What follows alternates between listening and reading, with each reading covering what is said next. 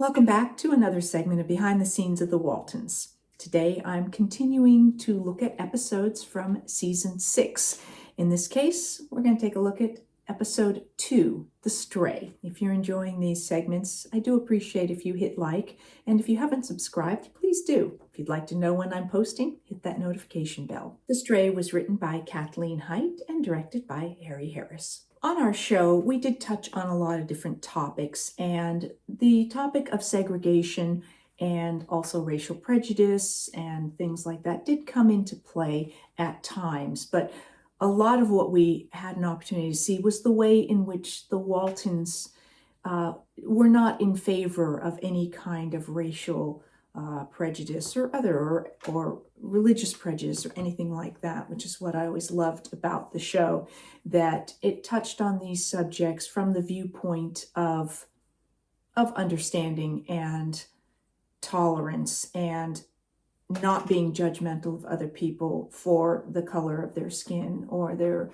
beliefs or anything like that.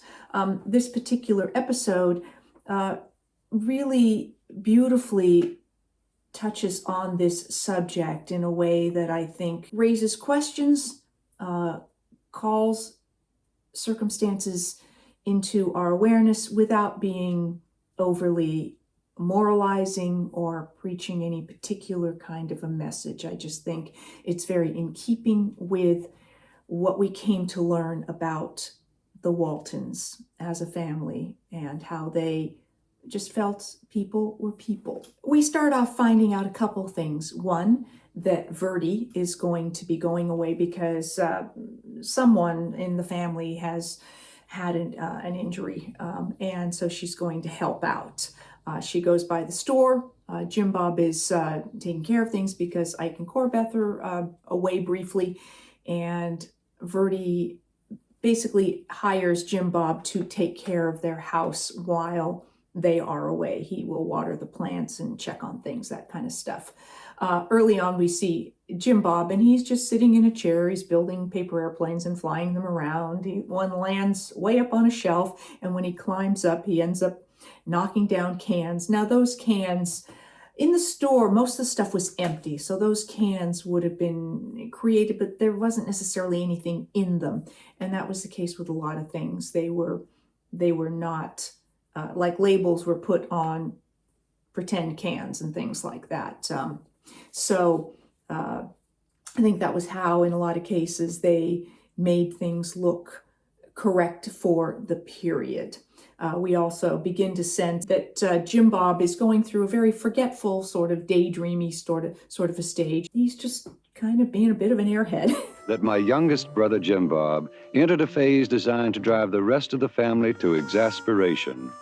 A time when nothing stayed in his head for very long. He's growing too fast. His brain's out of whack trying to keep up with his body. The brainless wonder. That's what we've been calling Jim Bob ever since he's been walking around here with his head in the clouds. I'm not partial to that nickname. Around the house, there's odd things happening. A lot of it's being attributed to Jim Bob just forgetting. Like the garden, some of it's been picked, but not all of it, and a couple of eggs are gathered, but then the other eggs don't seem to be around. So there's a missing fishing pole and a blanket in the barn that shouldn't be in the barn. And then Grandpa finds a string of fish on the back porch. When Jim Bob comes back and they're asking him, and John's asking him about it, Jim Bob's looking up and like he thinks he hears an airplane, but then he also notices that there are footprints that lead from where the fish had been left on the porch, and they lead into the barn. And John and Jim Bob go into the barn where they find Josh hidden in a pile of straw. And this is actor Todd Bridges. Josh doesn't really have family. He can't tell them much about himself because he doesn't really know. He's been on his own for some time.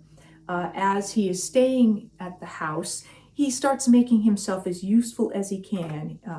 He goes he ends up in the shed, and he's talking with Ben, who's in there working, and then he ends up picking things up around there, and Olivia comes in, and he just talks about how how much he loves this little shed and that there's a real bed. And so Olivia says that that he can sleep in the shed, in the bed while he is there, which he just loves that idea. But first he has to take a bath. So there's a wonderful scene of Josh in a tub out in the yard, being given a bath, or making sure he takes the bath. I thought Todd did such a fabulous job with this role, and the accent that that he spoke in the episode, it just seems so right for this boy in this time, in this place. So kudos to him. Never saw a house like this. And what do you call it? Well, it's called a shed. Never saw a shed like this. Well, it's a lot nicer now than it used to be, ever since my brother fixed it up. Which one? Late at night, John and Olivia talk, and Olivia just says they talk about how much they like Josh and how they wish they could keep him, but they understand because of the time in at this time in the 30s, it just isn't practical, isn't fair to Josh, and it would be really difficult for everyone. So John does take Josh to an orphanage for Black children to see if they have room for him. He is called ahead, and indeed, the plan is that he will stay there until a family can foster or adopt him. Back at home, John and Olivia talk once again, and Olivia is really upset, and upset about why can't they keep him, and they just talk about the places that he wouldn't be welcome, the place they wouldn't be able to take him with the rest of the family. And Olivia says, well, then we won't go to those places. And John says, even church? And that, of course, that matters to Olivia. She would not want to give up going to church, but she just feels, and that he wouldn't be able to go to school with the other children. So really bringing to light the ways in which segregation impacted people, even people that the Waltons liked, that they couldn't do everything together and share all places and things like that. So it was really a message of the time, but showing that not everyone agreed with those rules that were in place at the time, and the Waltons certainly didn't. Wanting to help Josh, Olivia brings out a little primer book and is going to teach Josh the alphabet.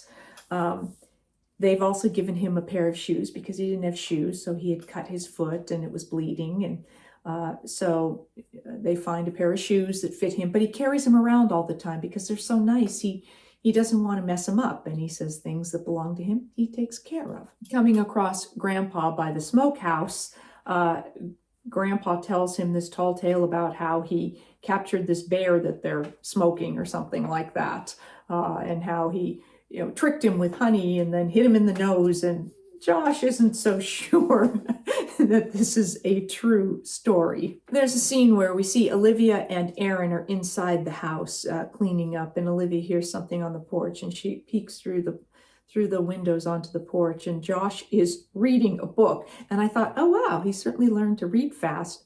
And then Olivia says, he really learned to read fast. So I thought perhaps more time had passed, but no, in fact, Olivia realizes that to please her, he pretended to let her teach him to read when he already knew how to read.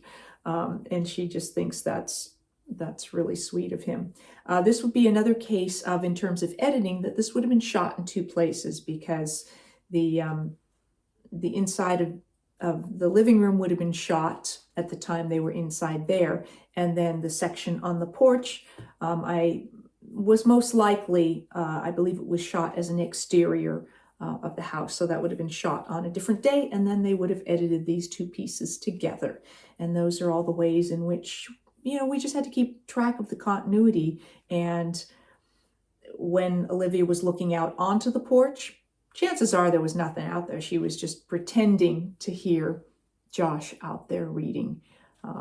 So those were the things that we do as actors, a lot of make-believe. Josh is very observant, and he sees that when he's in the mill that there's things that are out of place or disarranged, and so he cleans the mill. Again, he's just trying to be helpful. He thinks that if he is helpful, they will keep him, and it's a very endearing goal on his part, and sort of breaks John and Olivia's heart that they can't keep him. John and Olivia do take Josh by Verdi's house, and this house, which is right near Drusilla's Pond, was a house that was used multiple times for different people. They would just do some changes in the set dressing on the outside of the house. I know it was used in the ceremony as the house that the Mann family rented or lived in. And it was also used, I believe, as the same place that was the writing cabin that John Boy used in a couple of different episodes. So it just would get, kind of redecorated to look like a different house. Now, of course, Verdi is not there. She is away. They find Jim Bob, who didn't think to tell them that he was looking after Verdi's place and that they're away. So just another case of to see Jim Bob saying, oh, well, I didn't think, it didn't occur to me. At Ike's store, John's picking up some things, and Josh sees this piece of a fishing pole, like part of the reel, and asks John, if he likes it. He goes, yeah, I catch a lot of fish with that. And Josh asks him if he had a reel like that, would he take him fishing? And he goes, yeah, I might. So next thing we see is Josh presenting this to John. Well, John realizes that Josh stole it, and he says, well, I was going to pay when I could. But John says, no, that's not how we do things. So he makes Josh come with him. They go back to Ike's, make him apologize, and return it. But we also have an opportunity to see Ike has a degree of judgment when he asks John where Josh sleeps. So I thought that was interesting, that although we did not in general see that Ike was prejudiced, but just the way in which certain time periods, people, without even realizing it, had certain prejudices. John tells Josh that he is ashamed of him for having stolen, and this just crushes Josh. And so, feeling how much he has disappointed John, he runs away. They don't know where he's gone. And while they're trying to find him, John trusts Jim Bob with going into town and making a payment on the mill, on the loan for the mill. He has $28 that Jim Bob is meant to go and deposit. Jim Bob says he will do that. Jim Bob goes to town and sees Josh being bullied by two young men, late teens or whatever they were. So Jim Bob intervenes to tell them to leave Josh alone, and the two boys pick on Jim Bob instead and push him to the ground and pour beer on him. And interesting for those of you who are soap opera fans, that the blonde-haired young man is Ken Shriner, who went on to play in General Hospital and later in Port Charles. Returning home with Josh, Jim Bob discovers when John asks that he has lost the money during the fight. John is very upset about the money. He's not upset that Jim Bob defended Josh and protected him, but this is a big deal. And Jim Bob says that, that he'll do what he can to help pay it back. We never hear anything more about it. So normally this would be a whole episode about they lost $28, which was a huge amount of money, and how they were going to get that back. But here it's sort of a bit passed over as if, okay, they're going to figure it out. But because Jim Bob smells like beer that got poured on him, we next see Jim Bob in the tub getting a bath outside. I don't know why they didn't use the bathtub in the house, but I guess it's more fun to do it out there. With Verdi having returned home, John takes Josh over and introduces Verdi to Josh in hopes that perhaps she might know a family that could take Josh in. As they are walking back home, John and Josh have a really lovely scene where Josh says he wants to stay with John, and that John wouldn't even have to be, he wouldn't have to be proud of him or call him son or anything. And John just tries to explain that it's not that. You wouldn't have to be proud of me. You wouldn't even have to call me son unless you felt like it. Josh, I'd be proud to call you son. I'd be proud to treat you like a son.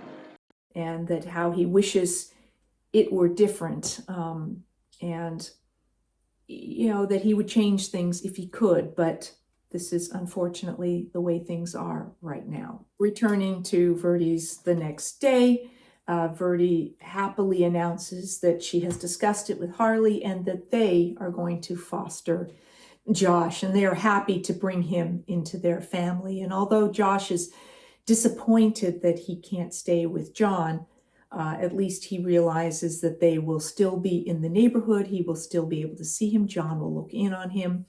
And that for Josh, this really is the best possible scenario for him, and how well treated and how loved he will be by Verdi and Harley. The Waltons are kind people, but they don't know much about us folks. I'm gonna raise you to be a fine man, a fine black man, and proud.